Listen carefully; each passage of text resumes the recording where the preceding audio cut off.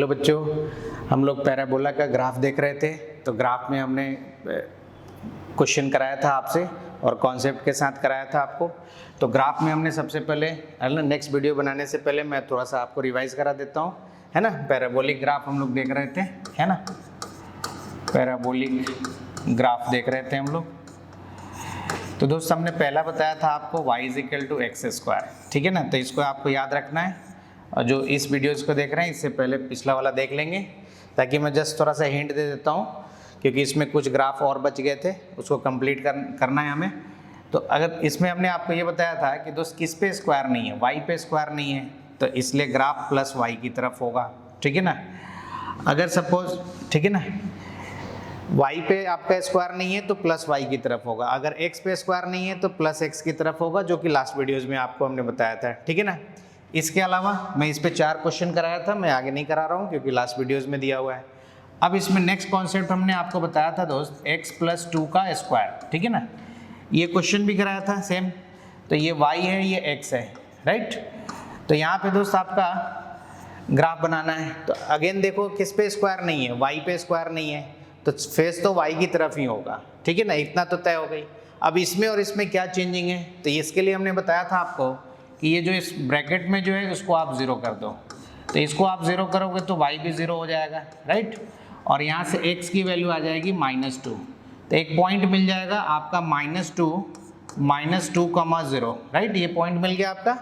ये जो ब्रैकेट में है उसको अपन 0 कर दिए, तो ये 0 करेंगे तो y भी 0 हो गई। तो यहाँ से x की वैल्यू आ गई, और y 0 को किस पे होता है, x एक्सिस पे 0 होता है। तो ये पॉइंट्स हमने ले लिया, ठीक है ना। अब देखो, किस पे स्क्वायर नहीं है, y पे स्क्वायर नहीं है, इसलिए ग्राफ जो होगा ऊपर की तरफ होगा, प्लस y की तरफ, ठीक है ना। ये हमने क्वेश्चन आपको कराया था। इसके अलावा जो है एक क्वेश्चन और भी हमने आपको इस तरह कराया था, x - 3 का होल स्क्वायर, राइट। तो आपको स्टेप वही लेना है जो हमने बताया, ब्रैकेट वाले को 0 कर दो आप, ठीक है ना। जैसे ही इसको 0 दोस्त करोगे तो y 0 हो जाएगी, और यहाँ से x की वैल्यू 3 मिल जाएगा, ठीक है ना। तो x पॉजिटिव मिल गया 3 और y 0, ठीक है ना। और किस पे स्क्वायर नहीं है, y पे स्क्वायर नहीं है, तो ग्राफ पॉजिटिव y की तरफ आपका सेव किया हुआ रहेगा। क्लियर है। तो यहाँ पे हमने आपको ये बताया था कि अगर ये निगेटिव होगा, एक पॉजिटिव एक निगेटिव, तो ग्राफ राइट साइड शिफ्ट होगा। कई बार बच्चे यहाँ गलती करते हैं, इसका एक्सप्लेनेशन भी हमने लास्ट क्लास में दे दिया था कि यहाँ निगेटिव है तो ग्राफ को इस साइड शिफ्ट कर देते हैं, या -3 है तो नीचे, वो गलत हो जाएगा। जो मैं स्टेप बता रहा हूँ उस चीज़ को फॉलो कीजिए, आपका ग्राफ बिल्कुल एग्जैक्ट आंसर आ जाएगा। तो जो ब्रैकेट में दिया हुआ है दोस्त उसको 0 कर दो, वहाँ से y 0 मिल गया और x की वैल्यू प्लस आ गया, तो इसलिए +3, 0 इधर होगा, है ना। तो ग्राफ पॉजिटिव x की तरफ शिफ्ट होगा। और याद रखने का तरीका होता है, जैसे फिजिक्स में हम लोग वेव वगैरह देखें, वेव थ्योरी देखेंगे, तो अगर एक प्लस एक माइनस होता है तो राइट साइड शिफ्ट होता है। क्लियर। लेकिन आप इसे अप्रोच कर लीजिए, पिछला क्वेश्चन में भी आपका x + 2 था, देखो प्लस है, तो बच्चे सोचते हैं कि प्लस साइड शिफ्ट होगा, नहीं, ये लेफ्ट साइड शिफ्ट होगा।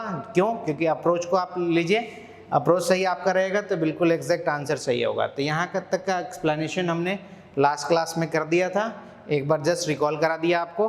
अब हम लोग इसके नेक्स्ट पार्ट को देखते हैं यहाँ से, और हमें इसमें बतानी थी। सपोज मान लो दोस्त x² + 1 है, ठीक है ना। तो देखो x² वाले सेक्शन को 0 करो आप, x², ये यहाँ पे 0 हो गई यहाँ पे, या कह सकते हो ब्रैकेट वाले पार्ट को यहाँ पे 0 कर दो आप, ठीक है ना। तो ये x 0 हो गई, तो y कितना मिल गया दोस्त, इस इक्वेशन में x 0 कर दोगे, ब्रैकेट वाले के पार्ट को, स्क्वायर वाले पार्ट को 0 कर दो, ठीक है ना। तो यहाँ पे कितना हो जाएगा, y की वैल्यू 1। तो ये आपको एक पॉइंट मिल गया। x 0 किस पे होता है, y एक्सिस पे होता है, जो कि हमने स्ट्रेट लाइन वाले ग्राफ में ही बताया था। y पे x 0 होगा तो x 0 हो गई, और y की वैल्यू 1, तो y की वैल्यू +1 है, तो ऑरिजिन से क्या होगा, ऊपर की तरफ होगा। ये तो हो गई पॉइंट का लोकेशन, जिससे हमें ये पता चल जाता है ग्राफ कहाँ से स्टार्ट होगा, ठीक है ना। तो स्टार्टिंग पॉइंट हमें ढूंढ लिए। जैसे पिछले क्वेश्चन में भी आप देखो, हमने सबसे पहले स्टार्टिंग पॉइंट देखा कि ग्राफ कहाँ से स्टार्ट होगा, तो 3, 0 यहाँ पे आ गया। इससे पहले वाले क्वेश्चन में भी हमने वही किया था। तो स्टार्टिंग पॉइंट अगर आप ढूंढ लोगे, उसके बाद आप चेक करना y किस पे स्क्वायर नहीं है, y पे स्क्वायर नहीं है, तो सेप y की तरफ होगा, यानी कि पॉजिटिव y की तरफ हो जाएगा। तो यहाँ से ग्राफ जो है इस तरह का बनेगा। तो पैराबोलिक ही ग्राफ है, लेकिन ऑरिजिन पे नहीं है, ऑरिजिन से 1 यूनिट क्या है, ऊपर की तरफ शिफ्ट हो गया। क्लियर हुआ, बात समझ में आ गई, ठीक है ना। उसी तरीके से दोस्त, अगर सपोज मान लो आपको दे दिया ऐसा x² - 2, ठीक है ना। तो हमने क्या बोला, स्क्वायर वाले सेक्शन को आप 0 कर दो, यानी x 0 हो गई, ठीक है ना। x 0 हो जाएगा तो y इसमें रख दो, x की वैल्यू 0 तो y की वैल्यू -2। तो पहले आपका स्टार्टिंग पॉइंट आपने ढूंढ लिया, ठीक है ना। स्टार्टिंग पॉइंट जैसे ही आपने ढूंढ लिया, देखो जरा देखो तो क्या होगा, x 0 किस पे होगा, y एक्सिस पे, y किधर है -2, तो -2 है तो ऑरिजिन से नीचे होगा, ठीक है ना। तो x 0 हो गई, y की वैल्यू -2। अब देखो कि किस पे स्क्वायर नहीं है, y पे स्क्वायर नहीं है, तो y की तरफ फेस होगा, ठीक है ना। तो y की तरफ आप ऐसा फेस कर दो तो ये पैराबोलिक ग्राफ हो गया। तो इस समय ग्राफ जो हो गया, ओरिजिनल ग्राफ क्या है आपका, ओरिजिन वाला ये ओरिजिनल ग्राफ है। हमने बोला था कि आपने याद कर लेना इसको, y = x²। अब इससे इसका कंपेयर करोगे तो 1 यूनिट ऊपर की तरफ शिफ्ट कर गया, इसका और इससे बेसिक यही है। इसका इससे कंपेयर करोगे तो 2 यूनिट नीचे की तरफ आ गया, ठीक है ना। और अगर x + 2 का स्क्वायर होगा तो लेफ्ट राइट चेंज होगा, ठीक है ना। यहाँ x में चेंजिंग नहीं किया गया है, यहाँ पे x² के बाहर चेंज कर रहे हैं, तो अप एंड डाउन इस तरीके से शिफ्ट होगा, शिफ्टिंग इस तरीके से कराते हैं, ठीक है। तो 2 टाइप के हमने शिफ्टिंग बता दिया आपको, अप एंड डाउन और लेफ्ट एंड राइट, दोनों तरह का क्वेश्चंस आपका कंप्लीट हो गया यहाँ पे, ठीक है। और भी क्वेश्चन मैं करा देता हूँ थोड़ा सा। अगर सपोज मान लो दोस्त -x² + 3 है, ऐसा कुछ है, तो सबसे पहला स्टेप कि स्टार्टिंग पॉइंट तो ढूंढो, कहाँ पे स्टार्ट कर सकते हैं ग्राफ को। तो हमने बोला कि स्क्वायर वाले सेक्शन को 0 कर दो, तो x 0 हो गई, तो y कितना मिल गया दोस्त 3। तो ये वाला पॉइंट आपको मिल गया। सबसे पहले ये पॉइंट ढूंढ लेते हैं, y एक्सिस पे x 0 होता है, तो x 0 हो गई, y 3, तो ये 0,3 ये वाली पॉइंट मिल गई, ओरिजिन से ऊपर 3, ठीक है ना। अब देखो किस पे स्क्वायर नहीं है, y पे स्क्वायर नहीं है, तो फेस तो y की तरफ ही होगा, या तो ऊपर होगा या तो नीचे होगा।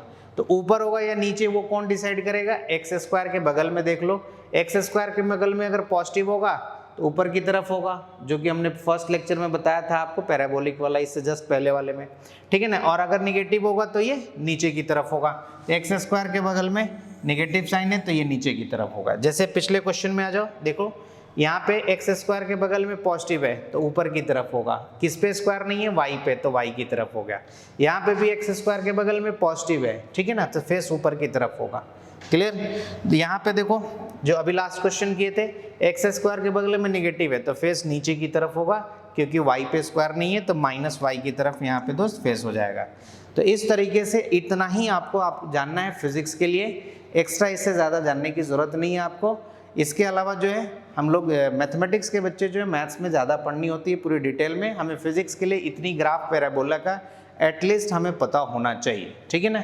अब इसमें भी एक और केस आती है, ये तो स्टैंडर्ड केस हम लोग ले रहे हैं, एक होती है क्वाड्रेटिक इक्वेशन वाली, ठीक है ना, जहाँ पे x² - 5x + 6 दे देगा। तो क्वाड्रेटिक इक्वेशंस का भी ग्राफ हम लोग बनाएंगे, लेकिन वहाँ पे सबसे पहले आपको ये सीखना पड़ेगा कि मैक्सिमा मिनिमा का क्या कॉन्सेप्ट है, और उसके बाद हम लोग उसको आसानी से सॉल्व कर सकते हैं, ठीक है ना। तो अगले सेक्शन में जब मैं आपको क्वाड्रेटिक इक्वेशन बताऊंगा तो उसमें मैक्सिमा मिनिमा के साथ साथ उसके ग्राफ शेप तो ऐसा ही रहेगा। तो पहला हम लोग को बस उसमें क्या करना है, स्टार्टिंग पॉइंट ढूंढना है। जब आप स्टार्टिंग पॉइंट की कला अगर सीख जाते हो तब तो शेप आप अंदाज लगा ही ले रहे हो कि डाउनवर्ड होगा या अपवर्ड होगा। इसलिए स्टार्टिंग पॉइंट के ही डिस्कशन हम लोग नेक्स्ट वाले सेक्शंस में करेंगे, जिससे कि आपकी क्वाड्रेटिक इक्वेशंस की ग्राफ, इक्वेशन, रूट्स सब कुछ डिटेल्स में बताई जाएगी, ठीक है ना। तो इस तरीके से आपको एक एक छोटी छोटी कॉन्सेप्ट को सीखने के लिए आप चैनल को सब्सक्राइब जरूर करें और अपने दोस्तों को भी बताएं जिनको ज़रूरत है, जो नीट या जेईई की तैयारी कर रहे हैं, ताकि आपको इस तरह के वीडियोस लगातार मिलते रहें। जो बच्चे बाहर स्टडी कर रहे हैं कोटा से बाहर, उनके लिए स्पेशली, और जो बच्चे कोटा में रह के पढ़ रहे हैं तो कोशिश करें कि वो ऑफलाइन क्लासेस भी ज्वाइन कर सकते हैं। हमारी कोटा में लगभग सभी जगह सेंटर है, आप वहाँ कंसल्ट कर सकते हैं। हमारे नाम से SK सिंह सर के नाम से भी सर्च कर सकते हैं, अदरवाइज पल्स कोचिंग के नाम से भी सर्च कर सकते हैं, आपको डिटेल्स वहाँ पता चल जाएगी। और ज़्यादातर बच्चों को ज़रूरत तो होती है, क्योंकि वो बड़ी कोचिंगों में क्लासेस तो लेते रहते हैं, लेकिन उनकी फ़िज़िक्स की सेक्शन, ज़्यादातर बच्चों की फ़िज़िक्स कमज़ोर हो जाती है, तो या कोई अदर भी सब्जेक्ट कमज़ोर होती है, मैं ये नहीं कह रहा हूँ, लेकिन ज़्यादातर बच्चे का रेशियो देखा गया है कि फ़िज़िक्स सेक्शन कमज़ोर होता है। तो आपको तीनों सब्जेक्ट आपको अच्छा करना पड़ेगा, तभी आप जेईई या नीट में सिलेक्शंस की तरफ अच्छे तरह से आगे बढ़ सकते हैं, ठीक है ना। तो जैसा ज़रूरत होगा आप उस हिसाब से कंसल्ट कीजिए, और जिनको वीडियोस के थ्रू जो दूर रहें, जो कोटा नहीं आ सकते हैं, उनके लिए तो वीडियोस के माध्यम से ही आपको सिखाई जा रही है, एक एक पॉइंट्स को आप सीखते जाइए, ठीक है। चलिए।